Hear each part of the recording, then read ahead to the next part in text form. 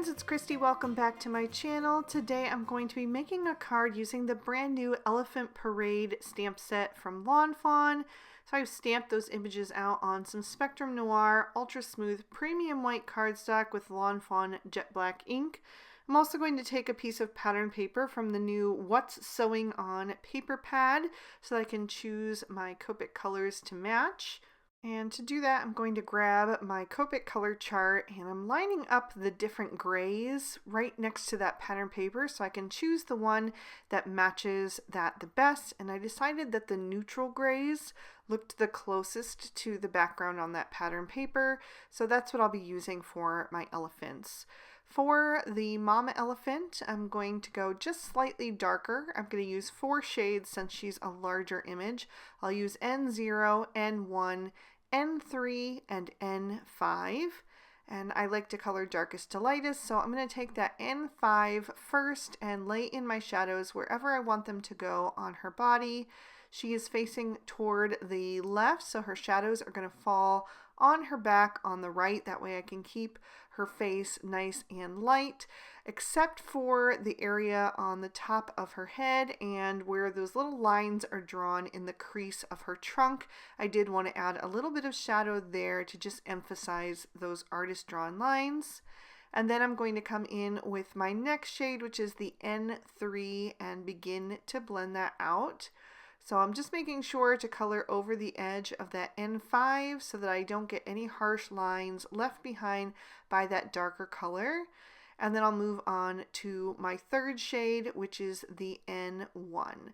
So the majority of this mama elephant is going to be the darkest 3 shades, but I'm going to leave some space in the center of her face especially. I'd like to keep the face nice and light so you can really make out those features and see the adorable little winky eyes and all of that. So I will come in for that area, plus a little bit on her kind of chest and the top of her back foot with the highlight, which is going to be the N0. I will do a second layer on her off screen, but before I get to that, I'm going to go ahead and color the baby. And for that, I'm going to just go a little bit lighter. So I'm going to leave off the N5. I'm starting with the N3 for him.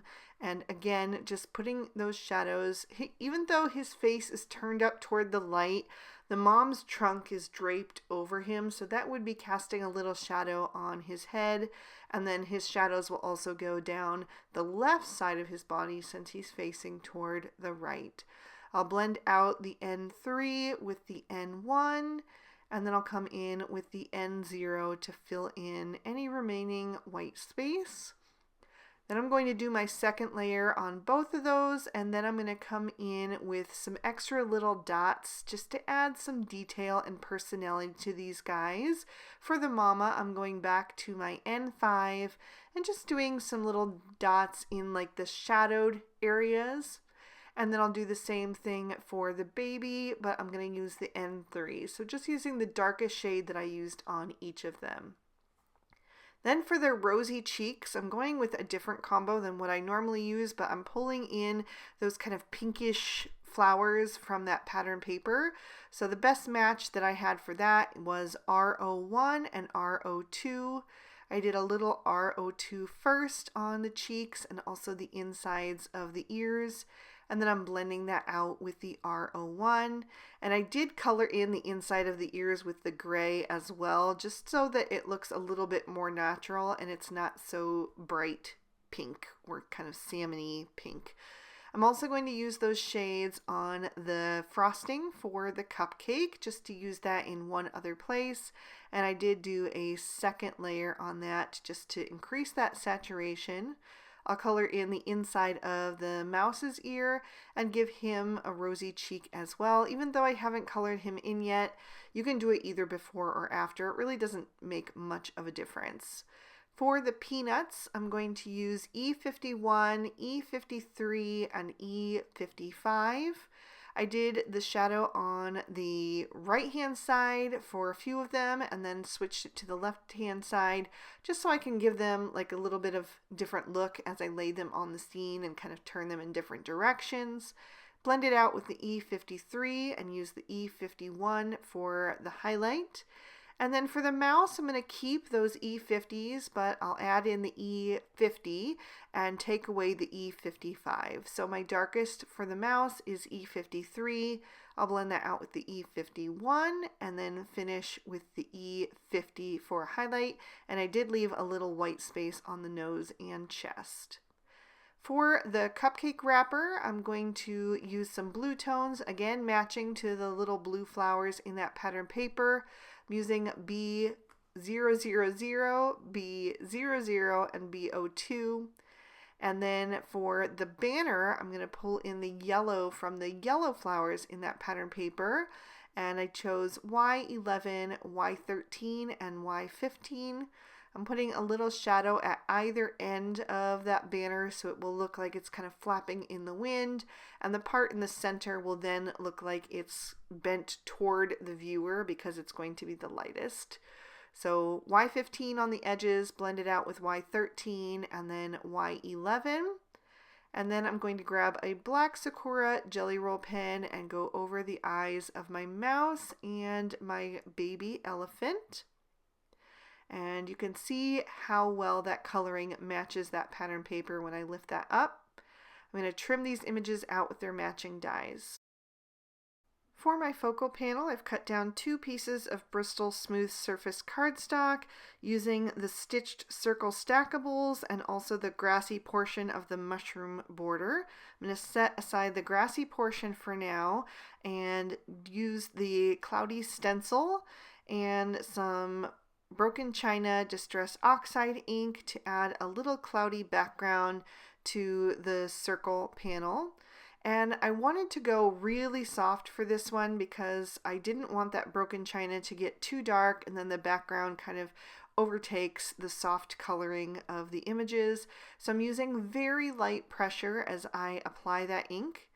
And then I'll just change the cloud formation by rotating that and adjusting it so that the clouds look different on the next row, and continue adding that ink using that very light pressure.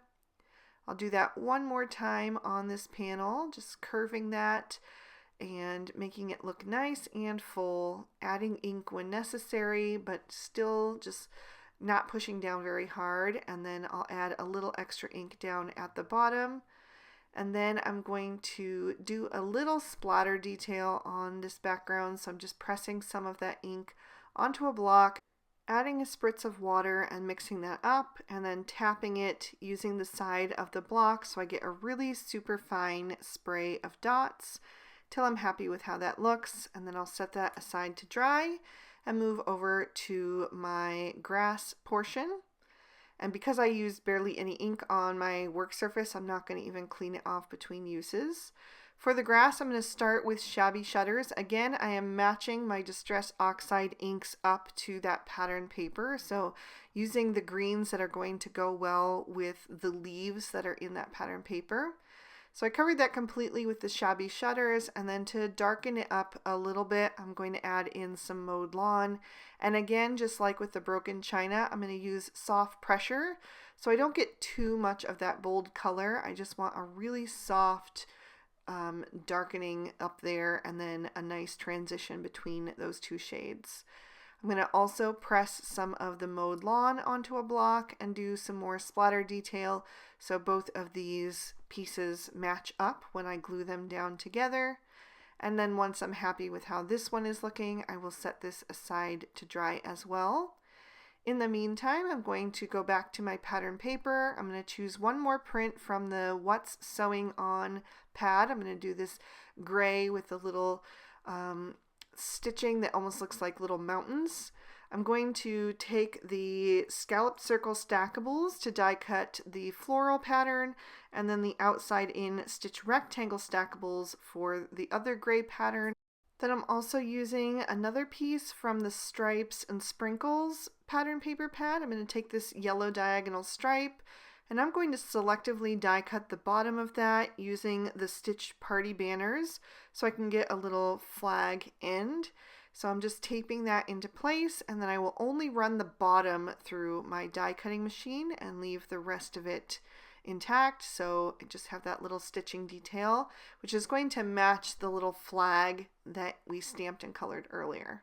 So now I'm ready to start adding my pattern papers to my card front. I'm using a sticky note card base that I scored and folded to a standard A2 size card, so it's 4 1/4 wide by 5 1/2 tall. I'm going to add the gray mountain stitch print down first, and then over top of that I'm going to layer the yellow diagonal stripe, and I'm just lining that up where I want it at the bottom, and then I'll flip that card base over and trim off any excess with my Cutter Bee Teflon coated scissors. Then next I'm going to take that gray floral print and I will adhere that over top of the yellow diagonal flag banner. Just situating that where I want it on the scene, pressing that down, and then I have my 2 pieces of my focal panel. I'm going to glue the grass to the cloudy background.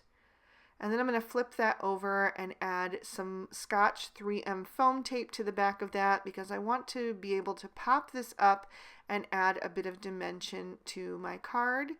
So I'm just tearing down a few little strips, and then there were a couple of them that I actually left a little bit too long. It was actually just the top and bottom of the one on the far left there. So I'm just tearing that off and kind of moving it so that it's supporting in another place. And then I will add that to that scalloped circle, just centering that on there.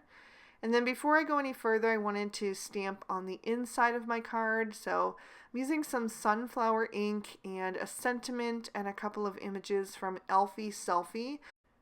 This set works so beautifully with the elephant parade, and I am so excited that we have more elephants in our Lawn Fawn stamp arsenal now, because it just gives you so many more options for different scenes. So I stamped that down 3 times to make sure it was nice and bold since it is a soft yellow ink. And now I'm ready to bring in my images and start arranging them into a little scene. So I'm going to start with the mom and baby and put them a little bit more over toward the right hand side of the card. And then I'm going to take that happy birthday flag, which, by the way, you can stamp whatever you want in that flag. It comes with a couple different sentiments. This is just the one that I chose for today because I really need birthday cards. So I added that over on the left hand side, and then I'll add the little cupcake with the peanut down in front of them. I'm going to put the mouse over toward the left side to kind of balance out the cupcake. And then I'm going to sprinkle these peanuts around. So I'm just adding them at little different angles so they don't all look identical, just making like little piles with them and putting them so that the shadow that I colored in is on the bottom. So whatever way they're facing, the highlight will be on top. So I put one over by the mama's tail, kind of 2 in between the mouse and the cupcake, and then there was some empty space under that flag banner, so I'm going to add a couple more peanuts over there to fill that in. And this one didn't want to stick. It kept sticking to my fingers instead. But anyway, I got it on there eventually. And then I decided that I wanted to add a few extra embellishments. So I'm going to use some sparkling clear sequins. I have them in 3 different sizes there. So I just added 2 to the top, a medium and a small, and then 3 to the bottom, including a large. So I'm using my Studio Katia embellishment wand to pick those up and then just placing them down using my Barely Art Precision Craft Glue. And again, that one just didn't want to go down, but eventually I got it. And then I wanted to fill in the holes with some stickles, but instead of using my regular Stardust stickles today, I thought I would do something a little bit different. And I reached for the grapefruit shade because I thought it went really well with the color of the cupcake and the little rosy cheeks and insides of the ears. So I added that in the center of the sequins and then also added a little bit to the edge of my frosting. And that is going to complete my first card using Elephant Parade.